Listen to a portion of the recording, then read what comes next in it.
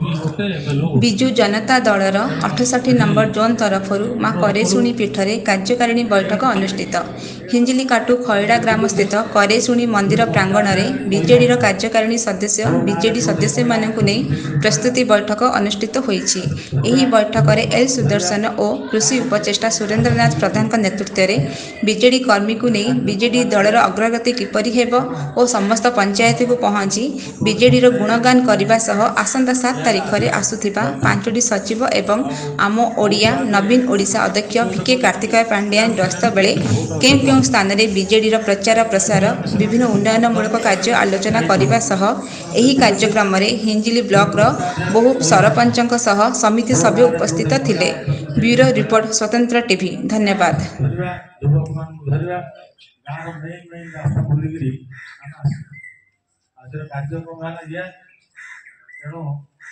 आपण मानक गोटे गोटे पंचायत आम यह आज लक्ष्य बहुत भाव अनुरोध करी आगामी दिन में जमी भोट अधिक हम कहीं माई पिला से काम धाम करदे एकाटा गोटे एमएलओ गोटे तेणु आज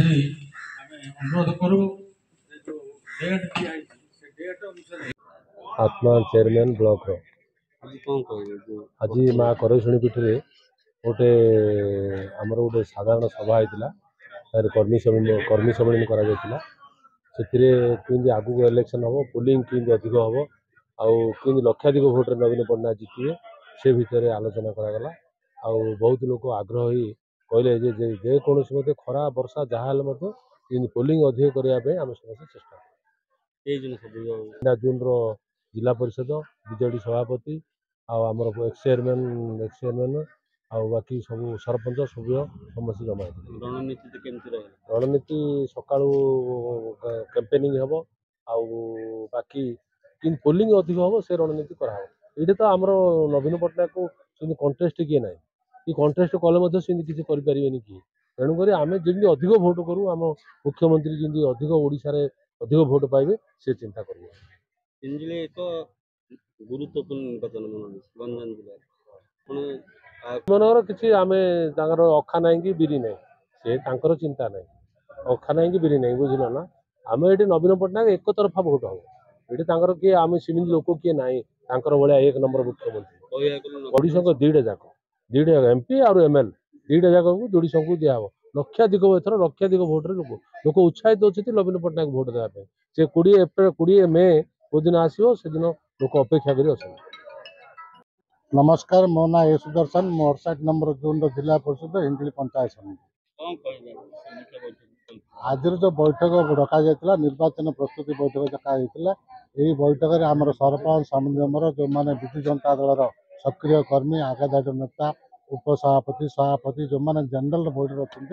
आगधाड़ी लोक मानक डाकी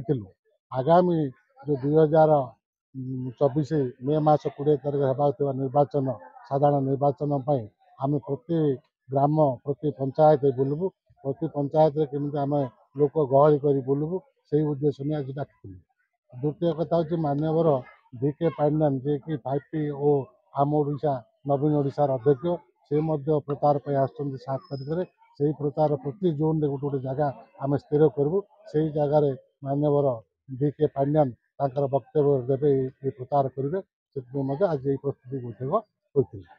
दलर भूमिका किसी ना मानवर श्री नवीन पट्टनायक को आम 5 थर एमएलए करूँ जे कि आज ओडिशार 5 थर मुख्यमंत्री होती 2003 टू 2024 भारत वर्षर 1 नंबर मुख्यमंत्री होती मुख्यमंत्री रूप आज परिगणित होती ये विरोधी मानकर भूमिका किसी नहीं से आगामी 2024 भोटे अमानत हर ये विपुल संख्यार भोट देवे लोक मैंने प्रति 4 कोटी ओडिया जनमानस नेता से समस्त हृदय स्पंदन अच्छा आणिकी कौन विरोधी दल भूमिका किसी रही अमानत हर।